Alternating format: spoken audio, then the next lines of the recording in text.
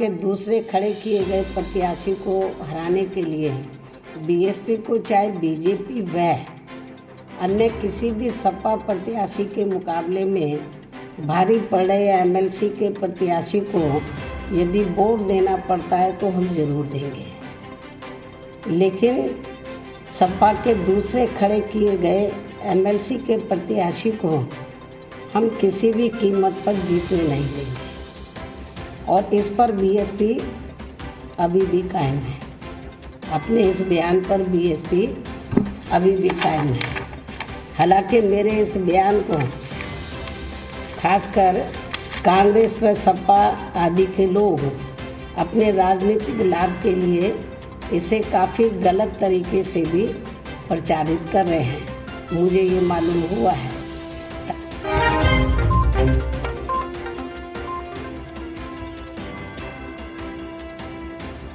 कि यहाँ खासकर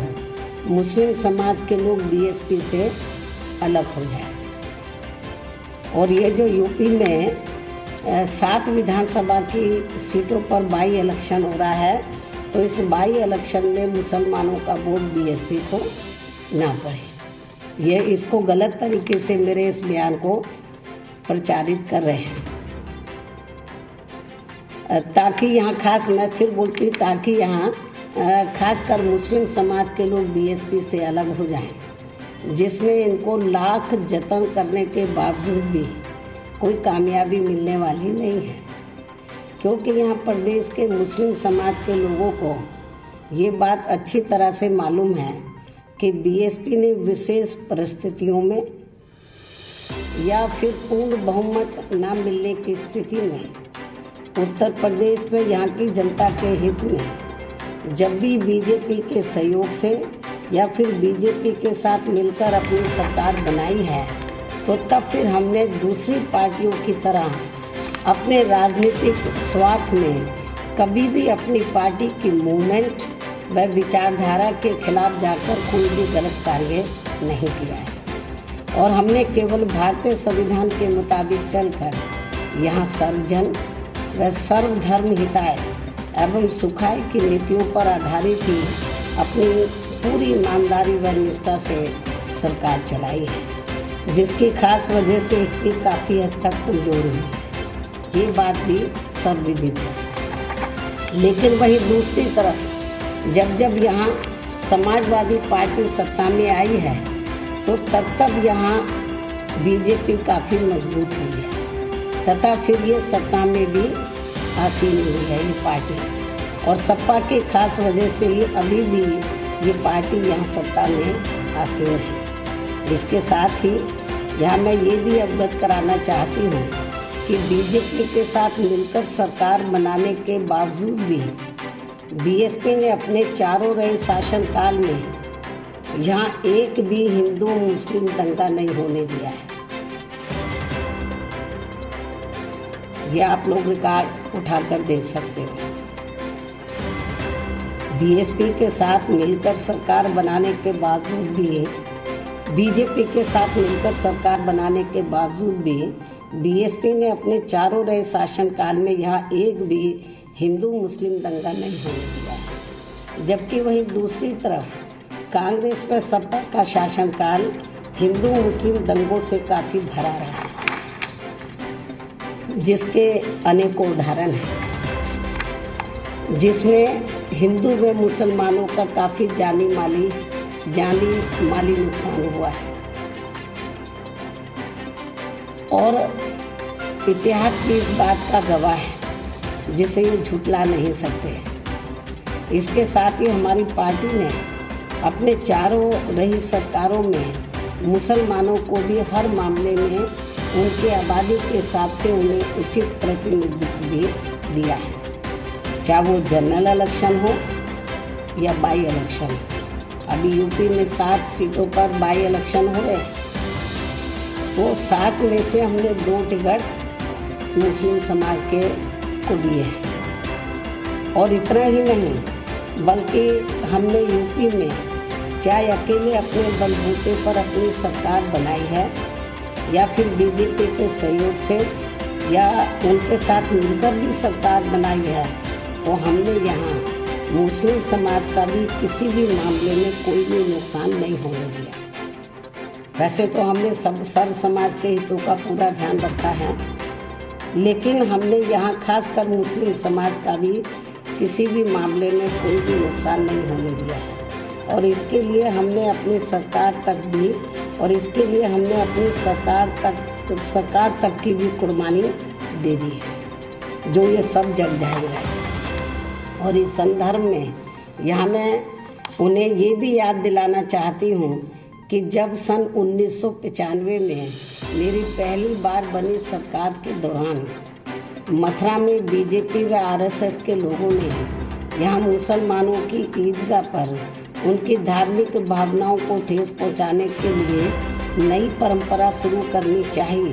तो तब उसे हमने किसी भी कीमत पर शुरू नहीं होने दिया था, जिसके कारण उस समय मेरी सरकार तक भी चली गई थी, जिसे सपा व कांग्रेस पार्टी के लोग भी छुटला नहीं सकते। इसके बाद सन 2003 में बीएसपी व बीजेपी गठबंधन की बनी सरकार में जब बीजेपी ने कुछ समय के बाद देश में होने वाले लोकसभा आम चुनाव में बीएसपी के साथ गठबंधन करके ये चुनाव लड़ने का हम पर दबाव बनाया था, तो तब फिर हमारी पार्टी ने उस समय उनको यही कहा था कि बीएसपी की विचारधारा सर्वजन व सर्वधर्म हिताय एवं सुखाय के साथ ही पूर्ण रूप से धर्मनिरपेक्षता के आधार पर आधारित है, लेकिन बीजेपी की विचारधारा ठीक इसके बिल्कुल विपरीत है। तो ऐसे में बीजेपी के साथ गठबंधन करके देश में कोई भी चुनाव लड़ना बीएसपी के लिए संभव नहीं हो सकता, चाहे लोकसभा का हो चाहे विधानसभा का हो, या इस समय जो प्रचार कर रहे हैं कुछ गलत कि बीएसपी ने बाई इलेक्शन में बीजेपी को समर्थन दे दिया है, उस वीडियो वायरल भी कर रहे हैं बुलंदशहर की सीट को लेकर, ये बिल्कुल गलत है, झूठ है। तो अभी तक हमने कोई अलायंस नहीं किया है, तो ये बाई इलेक्शन में क्या करेंगे? ये तो 7 सीटों का मामला है, इसमें हम क्या करेंगे? तो ऐसे में बीजेपी के साथ गठबंधन करके जब इनकी आइडियोलॉजी, इनकी विचारधारा हमारी आइडियोलॉजी से ठीक इसके बिल्कुल विपरीत है, तो ऐसे में बीजेपी के साथ गठबंधन करके देश में कोई भी चुनाव लड़ना बीएसपी के लिए संभव नहीं हो सकता है, जिसके कारण फिर उस समय भी हमें अपनी खुद की सरकार छोड़नी पड़ी थी। समय से पहले ही लोग कुर्सी के पीछे भागते हैं, लोग अपने असूलों और सिद्धांतों को ताक पे रख देते हैं, लेकिन मैंने अपने असूलों और सिद्धांतों को ताक पे नहीं रखा। कुछ ही महीनों के अंदर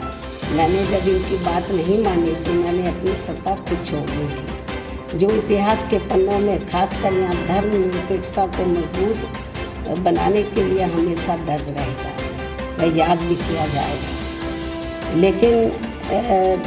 इसके बावजूद भी आपको ये मालूम है, लेकिन इसके बाद